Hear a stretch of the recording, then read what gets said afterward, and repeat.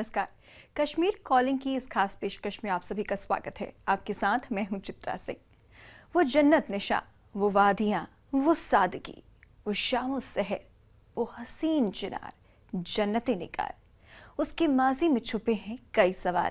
वो बेमिसाल है, जी हाँ, वो कश्मीर है, जो न सिर्फ कुदरत की खूबसूरती से लबरेज है, बल्कि वहाँ के रस्म रिवाज, तहजीब और रिवायतें भी हैं काबिल तारीफ। शायर उसे हिंदुस्तान का कोहिनूर कहते हैं, दुनिया उसे कश्मीर कहकर पुकारती है। वहाँ की पाकीज़गी और रस्म रिवाज से हर हफ्ते हम आपको रूबरू कराएंगे। तो पेश है हमारी खास पेशकश कश्मीर कॉलिंग।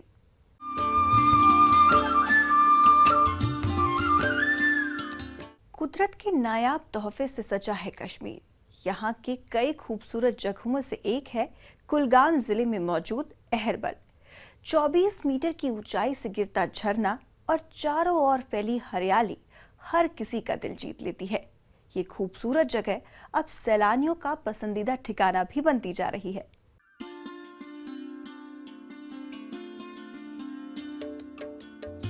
वादी में हर तरफ देवदार के पेड़,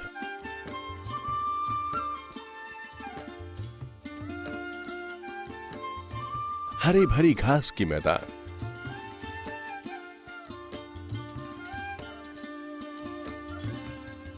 और झरनों का संगीत।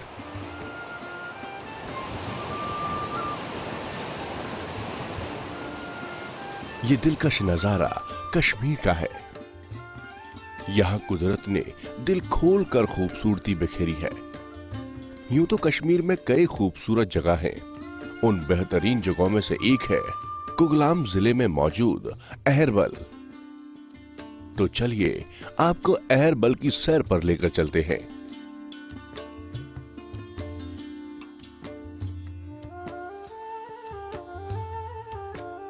ये टूरिस्ट स्पॉट कुलगाम से 28 किलोमीटर दूर और शोपिया शहर से 18 किलोमीटर की दूरी पर मौजूद है।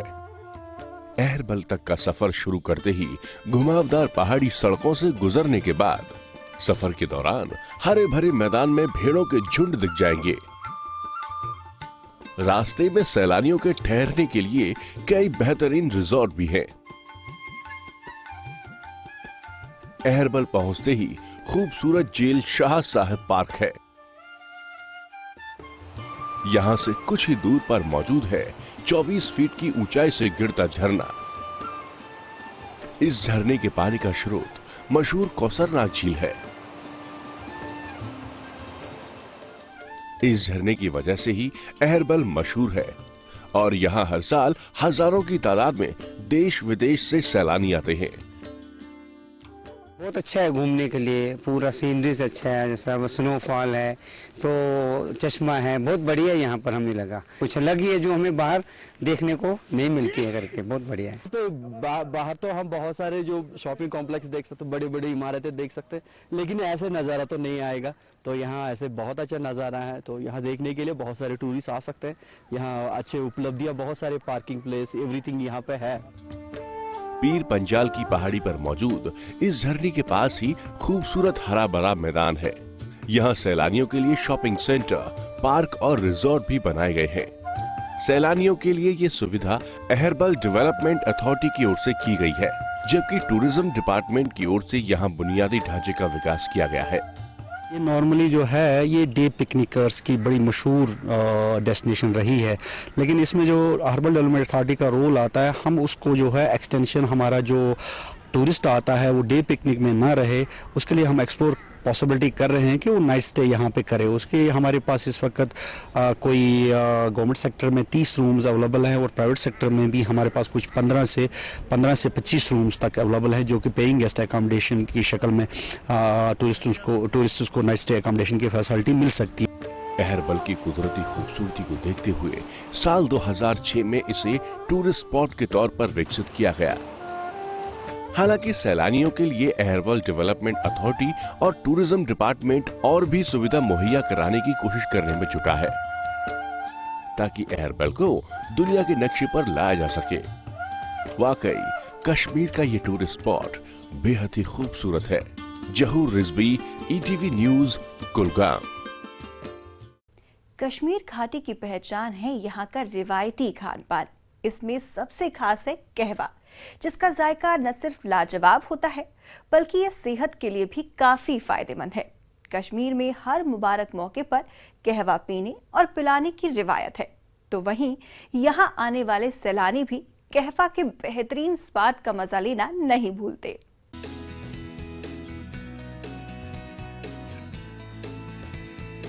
रंग बिरंगे ट्यूलिप के फूलों की बहार हो,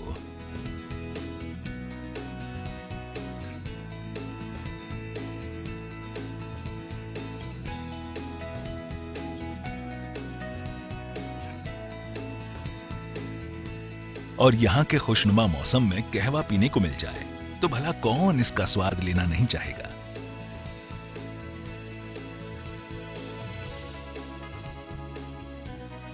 श्रीनगर का ट्यूलिप गार्डन खुलने के बाद यहाँ पहुंचने वाले हर सैलानी कहवा जरूर पीते हैं। का स्वाद काफ़ी अच्छा है और ये हेल्थ के लिए बहुत अच्छा है। ये छोटे और बड़े दोनों के लिए वो काफ़ी अच्छा है। इसमें कई तरह के मसाले और यहाँ का ट्रेडिशनल चीज़ें इसमें मिक्स है इसके अंदर, और पीने में काफ़ी टेस्टी है और फायदेमंद है। कहवा को रिवायती तरीके से तैयार करने के लिए पानी में कहवा की पत्ती, केसर, इलायची, दालचीनी और शहद या चीनी डालकर उबाला जाता है। इसके बाद समोवार नाम के इस खास बर्तन में कोयला जलाकर कहवा को गर्म रखा जाता है।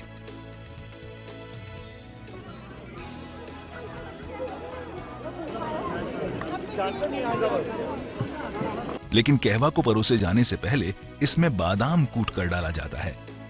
इससे इसका स्वाद और बढ़ जाता है। Compared to green tea, this is very nice, healthy, and taking some flavor also so good. कहवा कश्मीर के अलावा अफगानिस्तान, उत्तरी पाकिस्तान, ईरान और मध्य एशिया के कुछ हिस्सों में पिया जाता है। 14वीं सदी में सूफी संत सुल्तान जैनुल आबदीन ने कश्मीर घाटी में कहवा पीने का चलन शुरू किया। इसके बाद कश्मीरियों ने इसे रिवायती चाय के तौर पर अपना लिया। कहवा का स्वाद न सिर्फ बेहतरीन होता है बल्कि ये सेहत के लिए भी काफी फायदेमंद है। पहले इसको पानी डालते हैं, उबालते हैं, फिर दालचीनी डालते हैं और छोटा इलायची और बादाम और ज़ाफ़रान, वो कहवा बनाते हैं हम। ये टूरिस्ट लोग आता है, शौक से पीते हैं कहवा, बहुत पसंद करते हैं। यहाँ प्यार से पीते हैं, 4-4 कप 5-5 कप पीते हैं, अच्छे तरीके से पीते हैं। बहुत खुश होता है कहवा पी के। कश्मीरी कल्चर हमारा अच्छा है। कश्मीर में बच्चे हों या फिर बड़े कहवा जरूर पीते हैं। यहाँ शादी या फिर किसी मुबारक मौके पर कहवा पीने पिलाने का रिवाज है। इस तरह यहाँ की रिवायत का हिस्सा बन चुका कहवा कश्मीर घाटी की पहचान है। Parvez Bhatt, ETV news, Srinagar. कश्मीर का रिवायती पेय कहवा दिखाने के बाद फिलहाल वक्त हो चला है एक छोटे से ब्रेक का, लेकिन आप कहीं मत जाइएगा क्योंकि ब्रेक के बाद हम आपको दिखाएंगे एक ऐसी रिवायती दस्तकारी जो कश्मीर के घरों की जीनत है।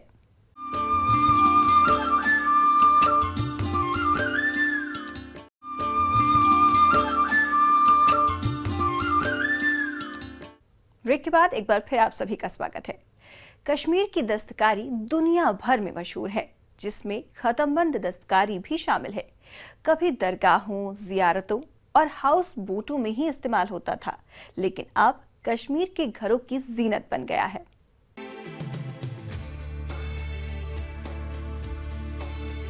घर की छत में लकड़ी की खूबसूरत नक्श निगारी, ये कश्मीर की रिवायती दस्तकारी है। इस दस्तकारी का नाम है खत्मबंद। ये कश्मीर के घरों की जीनत है। हुनरमंद कारीगर अखरोट और देवदार की लकड़ी पर शानदार नक्श निगारी कर खत्मबंद बनाते हैं।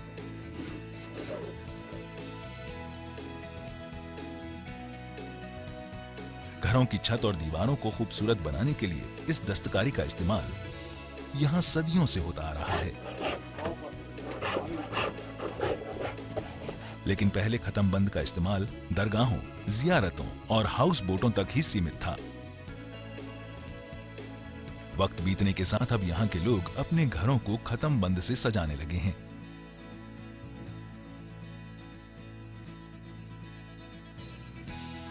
कारीगर इसे पीढ़ी दर पीढ़ी सीखते आ रहे हैं।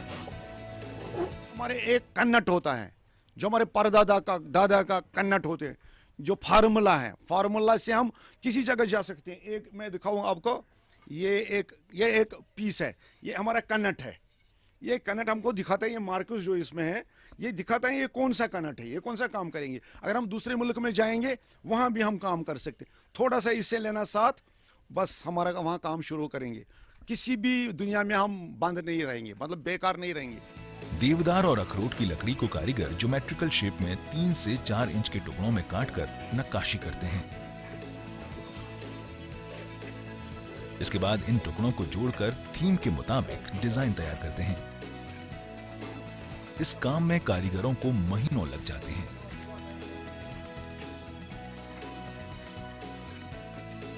खत्मबंद नक्शनिकारी में कई रिवायती डिजाइन हैं, जिसे कारीगर लोगों की पसंद के मुताबिक बनाते हैं। कस्टमर के ऊपर डिपेंड होता है कि वो पहले हम जहाँ जाते हैं वहाँ पर देखना पड़ता है एरिया कैसा होता है, फिर उसी हिसाब से हम वो डिज़ाइन वो मटेरियल बनाते हैं, उस पर कार्पेंटिंग करते हैं, फिर जाके हम वहाँ पे देखते हैं और लगाते हैं।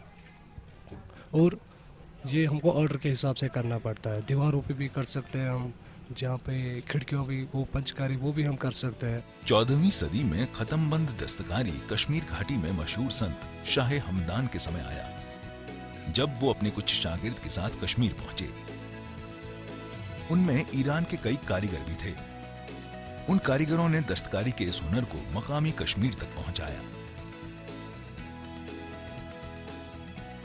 कश्मीर में इस लिहाज से इसको ज़्यादा पसंद करते हैं क्योंकि यहाँ पे ज़्यादा ठंडा मौसम होता है, गर्मी ज़्यादा नहीं होती है, तो सर्दियों के मौसम में इसको हमें मिलता है तो इससे अच्छी हीट मिलती है, इसीलिए हमें कश्मीर में ये ज़्यादा पसंद लोग करते हैं। कश्मीर के ठंडे मौसम की वजह से लोग खत्मबंद से घरों को सजाते हैं, क्योंकि इससे न सिर्फ लंबे वक्त घरों की जीनत बनी रहती है, बल्कि कमरे भी गर्म रहते हैं। कश्मीर के ज्यादातर घर और दरगाह की छत खत्मबंद से ढका रहता है। खत्मबंद दस्तकारी का ज्यादा फैलाव उस वक्त हुआ जब इसे जीआई यानी ज्योग्राफिकल इंडेक्स का दर्जा दिया गया। खत्मबंद दस्तकारी से हजारों कारीगर जुड़े हैं और अपने इस हुनर से कमाई कर खुशहाल जिंदगी बिता रहे हैं। Parvez Bhat, ETV news, Srinagar. Selfie लेना भले ही अब स्टाइल बन चुका है, लेकिन श्रीनगर के एक नौजवान ने सेल्फी के जरिए अपने कारोबार में न सिर्फ कामयाबी हासिल की, बल्कि उसके नाम के साथ अब सेल्फी भी जुड़ गया है। कश्मीर के उस नौजवान की कामयाबी की ये दास्तां जरा आप भी देखिए। श्रीनगर शहर के बीचों बीच मौजूद इस काठी जंक्शन में हर वक्त इसी तरह ग्राहकों की भीड़ लगी रहती है। इस फूड कोर्ट की कामयाबी का श्रेय जाता है इस नौजवान को। जी हाँ, जावेद परसा नाम के इस नौजवान ने सेल्फी के जरिए अपने इस कारोबार में कामयाबी हासिल की है। दरअसल MBA की पढ़ाई करने के बाद जावेद ने एक मल्टीनेशनल कंपनी में नौकरी शुरू की, लेकिन अपने ख्वाबों को सच करने के लिए जावेद ने नौकरी छोड़कर खुद का कारोबार शुरू करने का फैसला किया। और फिर साल 2014 में जावेद ने काठी जंक्शन नाम के इस फूड कोर्ट का कारोबार न सिर्फ शुरू किया, बल्कि अपनी नई सोच से इस कारोबार में जल्द ही कामयाबी हासिल की। कहीं ना कहीं मुझे लगा कि नहीं, किसी के लिए काम करना अच्छा नहीं है। इससे अच्छा है कि अगर आप अपने वहाँ जाओ, यहाँ अपने लोगों के लिए काम के वसाइल पैदा करो और यहाँ आके अपनों में रह के काम करो। यहाँ काम करके 10 और लोगों को आप इंस्पायर करो, वो बहुत बड़ी बात है। और ये सफ़र बहुत मुश्किल था क्योंकि आपको पता है हमारी यहाँ जो सोच है लोगों की, वो सरकारी नौकरी के तक महदूद है। जावेद ने अपने कारोबार को आगे बढ़ाने के लिए सेल्फी और सोशल नेटवर्किंग साइट का इस्तेमाल करना शुरू किया। इसके लिए ये ग्राहकों के साथ सेल्फी लेने लगे और फिर थोड़े ही वक्त में ग्राहकों के साथ 3000 सेल्फी लेकर ये सेल्फी परसा के नाम से मशहूर हो गए। और अब तो काठी जंक्शन में आने वाले ज्यादातर ग्राहक जावेद के साथ सेल्फी लेने की मांग करते हैं। मुझे बचपन से फोटोग्राफी का बहुत शौक था। जैसे हमने रेस्टोरेंट ओपन किया फ्लड्स के बाद 31 अक्टूबर 2014 में, तो तब भी हमने पहले शुरू किया तो मैं फ़ोटोज़ लेता गया। और फिर कहीं ना कहीं मुझे लगा कि नहीं, ये सेल्फीज़ का जो ट्रेंड है ये बहुत क्लिक कर रहा है और मेरे बिज़नेस को बहुत फ़ायदा हो रहा है। क्योंकि यहाँ पे जितने लोग आते गए सब लोग सेल्फीज लेके सोशल मीडिया पे पोस्ट करने लगे। Then what I started was कि हर एक कस्टमर के साथ फ़ोटो लेके उसको टैग करना, और एक हैशटैग आने लगा इंस्टाग्राम, फेसबुक जैसे सोशल मीडिया साइट्स पे, सेल्फी एट काठी। जावेद एक कामयाब कारोबारी और यूथ आइकॉन अवार्ड विजेता बन चुके हैं, क्योंकि अपने कारोबार के साथ नौजवानों की मदद करने की कोशिश करते हैं। इस फूड कोर्ट में इस छोटी सी लाइब्रेरी को ही देख लीजिए। जावेद ने इस लाइब्रेरी को ग्राहकों की मदद से बनाया है। जितने भी लोग यहाँ आए, मैंने कहा कि आप मुझे एक किताब दे दो, आपको उसके बदले एक मेंबरशिप कार्ड मिलेगा, और वो मेंबरशिप कार्ड की वैलिडिटी जो जब तक काठी जंक्शन यहाँ पे है तब तक वो मेंबरशिप वैलिड है, और जितनी बार भी आप आओगे आप यहाँ पे 10% डिस्काउंट हासिल करोगे उस मेंबरशिप कार्ड पे। तो उस चीज़ में आके लोगों ने बहुत सपोर्ट किया, और तकरीबन 1 महीने के अंदर मेरे पास 300 किताबें आ गई। जब कोई यहाँ पे आता है वो हमसे कहेगा सर मुझे ये बुक चाहिए पढ़ने के लिए, हम उससे एक किताब दे देते हैं। We just take his contact details. Javed Parsa ने कश्मीर के पढ़े लिखे उन नौजवानों को नई राह दिखाई है जो सरकारी नौकरी के इंतजार में अपना कीमती वक्त बर्बाद कर लेते हैं। कहते हैं ना कि वतन की मिट्टी मुझे एड़ियाँ रगड़ने दो, मुझे मालूम था पानी यहीं से निकलेगा, और वो एड़ी मैंने बहुत रगड़ दी और वो पानी निकल गया अल्हम्दुलिल्लाह। जावेद अपनी कामयाबी का बस यही राज मानते हैं कि अपने ऊपर भरोसा कर खुद के कारोबार में कड़ी मेहनत करने से कामयाबी एक दिन जरूर कदम चूमती है। Shabir, ETV news, Srinagar. कारोबार में अपनी नई सोच से कामयाबी हासिल करने वाले नौजवान की इस दास्तां को दिखाने के बाद फिलहाल यहाँ पर रुक रहे हैं एक छोटी सी ब्रेक के लिए, लेकिन आप कहीं मत जाइएगा क्योंकि ब्रेक के बाद हम आपको दिखाएंगे कश्मीर का एक अनूठा साज।